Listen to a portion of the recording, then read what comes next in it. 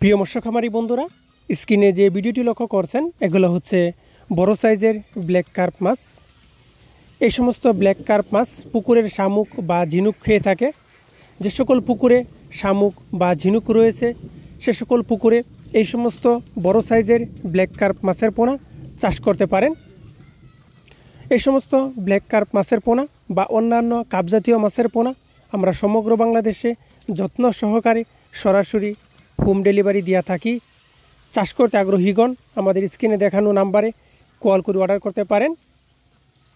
প্রিয় খামারি বন্ধুরা, দেখেন খুবই সুস্থ সবল মাছ, বড় সাইজের ব্ল্যাক কার্প মাছের পোনা।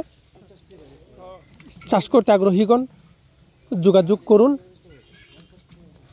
তাছাড়াও আমাদের কাছে অন্যান্য কাপজাতীয় মাছের পোনা, ক্যাটফিশ জাতীয় মাছের পোনা আমরা বিক্রয় করে থাকি। চাষ করতে আগ্রহীগণ যোগাযোগ করুন।